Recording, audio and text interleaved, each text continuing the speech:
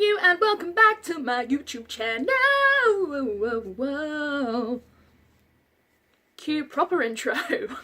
You are watching Robin Nash's channel, and this is a channel song. I don't know what I'm doing most of the time. I make it up as I go along here. Yeah. Yes, hello, welcome and bienvenue, welcome. I hope you're good, I hope you're well, I hope you're beautiful and fabulous, I'm sure that you are. I have wanted to make a video now for the past week. I've had every opportunity to make a video the past week, but I got some not great news. I'm supposed to be in Egypt right now doing a show. It got postponed, I can no longer do it, which is sad, but the sun is shining, the snow is gone, I'm no longer wallowing in self-pity. They ask you how you are, you just have to say that you're fine when you're not really fine. I'm now fine and I'm in the right frame of mind to make a video for you. I did do a cover earlier, I will look to upload that later on. But today I wanted to do a nice easy video, so I am going to focus on my top 5 favourite TV shows. I watch a lot of TV, specifically Netflix, and I find myself watching episodes of a certain show at 9 in the morning, and before you know it, it's 6 in the evening and I'm still in the same position on the sofa, and Netflix has asked me countless of times, are you sure you're still watching blah blah blah? Yes, Netflix, stop judging me! I'm allowed to watch as much Netflix as I want because I am not working! Sorry. I would like to do a shout out of the day to my mother, Jane, Lady Jane as we like to call her. I found this in her wardrobe this morning.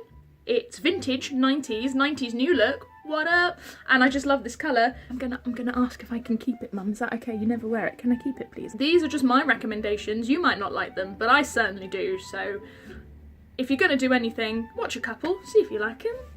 There you go. Number 5. Now, I've cheated a little bit.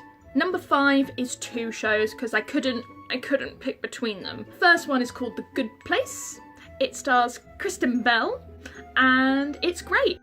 Hi there, sorry to interrupt the video. This is Editor Robin currently talking about Robin on screen now. So apparently I've forgotten every single adjective in the English language, so the only word I can use to describe all of these TV shows is great. That's the only word I use, and just for fun, we're going to play a little game and we're going to count to see how many times I say the word great. Now that is a great idea. Start the counter. Okay, back to the video. It's a really, really funny, really clever concept. It's about the main character. She wasn't a great person in real life, and she dies, and she ends up in the good place, because in this universe, when you die, you either go to the good place or the bad place, depending on, you know, how good or bad you've been, obviously. And she ends up in the good place by mistake, so she's trying to convince everyone that she is supposed to be in the good place. I will let you watch it. It's great. I will say that the first season is a lot better than the second. There are a couple of episodes in the second series where I went, what?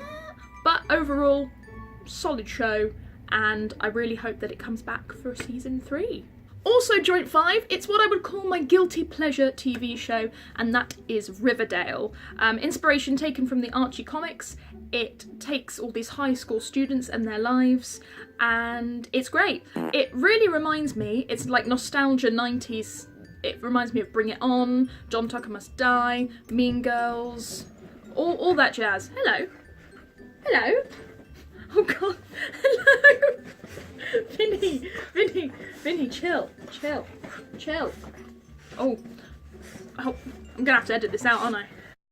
So Riverdale takes your classic 90s nostalgic high school films and gives it a little bit of a dark twist, and involves murder and murderers, you know, the casual things that happen when you're, you know, a 17-year-old in high school. Alright. You're not going to let me film this video, are you? I won't give anything else away, but yeah, go watch Riverdale. It's great. The characters are very well fleshed out, and I highly recommend. Number 4! Number 4 on my list is also on Netflix. There's only one series at the moment, and it is called Glow, which stands for Glamorous Ladies of Wrestling. It's great. It revolves around a protagonist She wants to be an actress, she wants to be taken seriously in the acting industry. She wants to have kind of a strong, independent female role to sink her teeth into. So she goes to audition for Glow.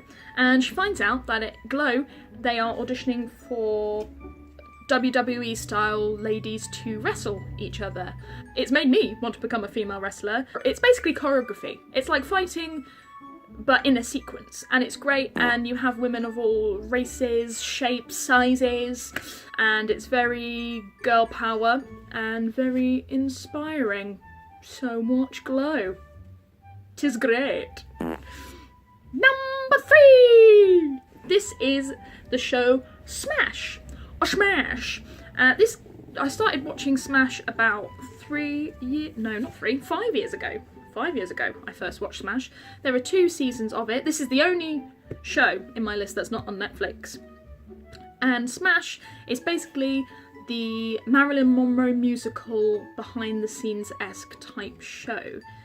It's about them trying to create the Marilyn Monroe musical, and there is a constant battle between the 2 female characters over who is going to get to play Marilyn Monroe.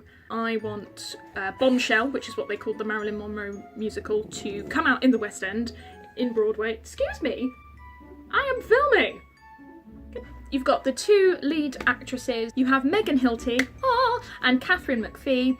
Those are their actresses' names. They are fighting it out to be Marilyn. It's about them, but it's also about the people behind the production, and you've got a storyline with the songwriter, with the person who writes the musical, the other actors involved, and it is great. And I watched it 5 years ago, just before I started working in the industry professionally, and watching Smash I was like, oh, this is a massive dramatisation. It's not going to be this dramatic and, you know, obscene when I actually work in the industry. I was wrong. What you see in the films and in the TV shows is 100% accurate. I wouldn't say 100% accurate. Some of the things are exaggerated to make it better for TV, but a lot of it is very on the nose. Am I boring you? Yes. Very bitchy, very catty. Yeah, but that's a whole different story for another day. Number 2! Number 2!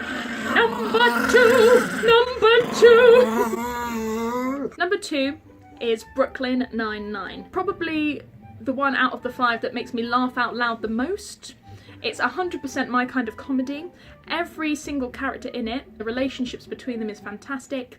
It's about a group of NYPD, New York Police Department, the 9-9 department, and basically their lives and catching bad guys, but with a very, very funny twist. So please watch it. My particular favourite character is Raymond Holt. His just lack of emotion makes him the best character. I want to say it has been a pleasure to have worked alongside all of you for the past 21 and a half months. I'm sorry for getting so emotional. Also on Netflix. Not sponsored. Before we go on to my number 1 pick, I am going to have some mentions, other mentions, because these are some other TV shows that I am obsessed with. It goes without saying Friends. Friends is great. Orange is the New Black. Breaking Bad, Parks and Recreation, Michael C. Hall, I mean Dexter, Michael C. Hall, marry me. Atypical, very underrated on Netflix, please watch it. Tugs at the heartstrings and really hits on an interesting topic. The Office US version, I know I'm a Brit, I haven't seen the British version, but The Office was very funny. Coupling, which is a very, very British sitcom. And Gavin and Stacey. So the big one, the numero uno, the one that I pick to be the top, in my opinion, the top TV show is Crazy Ex-Girlfriend. Now I am very, very new to my Crazy Ex-Girlfriend. My best friend Robin introduced me to it and she said, have you not watched this? And she was shocked that I hadn't. If you took my brain and put it into a TV show, that is my Crazy Ex-Girlfriend. I feel like they have written this for me.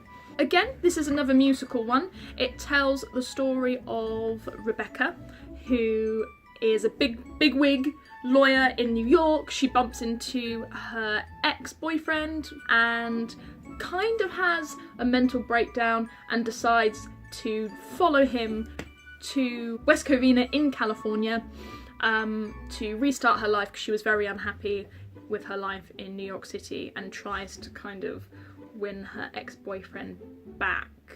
And there are musical numbers, like I said, strewn throughout. I just need to take a second to talk about Rachel Bloom. She is the writer and she stars in it, and she is, I kid you not, it would be dramatic to say that she's changed my life, but I think she has.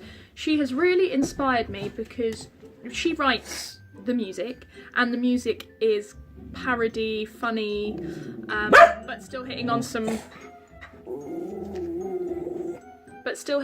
you know, hard issues. And it's really inspired me to pick up my ukulele, pick up my guitar, and start writing more songs, and maybe writing some more comedy songs, because I find it really easy to write funny lyrics and jingles. Hopefully try it out in my videos. She is also my girl crush, not just for her looks or her boobs. I got them hairy boobs, dance like dying stars. I got them hairy boobs. I can't run real far. Mostly for her brain. I think she's fantastic and beautiful and brilliant. So, season 4, Rachel Bloom. If you are looking for a sarcastic, tries to be witty English lady such as myself, give me a call, please. I'm really happy that I'm making this video now, because I was going to make the video when I was halfway through season 2, but season 3 hit, and I thought it was just a feel-good, happy, musical number, fest, joy. And then season 3 hit, and it took a turn, and it hit on some really close issues personal to my heart, close to my brain, and it really made me open my eyes a lot. So that's all I'm going to say.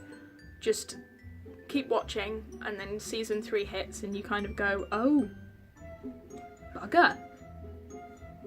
Well, I think I've covered everything. Those were my top 5 TV shows. And if you're going to do anything, please watch My Crazy Ex-Girlfriend. So Rachel Bloom, marry me or hire me, or both. That would be cool. Just one final note to finish on. I'm looking to do a Fireside Feelings video again, and I'm kind of stuck between 2 subjects I want to touch on. The first one was either doing a video about the industry, that is the performing industry, and what goes on behind the scenes. So if you'd be interested in that, please comment and say that you'd like to see that. Or I'm possibly going to take another stab at mental health and other things like anxiety and stuff. So if you want to know about that and you want to hear my perspective, it's another point of view, please put down in the comments that you would like to see that. And just put a comment anywhere. I really like you to say hi. It's not so much for me, the subscribers or the likes, but I really like hearing what other people have to say. Getting to know you. I'm going to stop the video. Bye. I have been filming for 18 minutes. Oh dear Lord.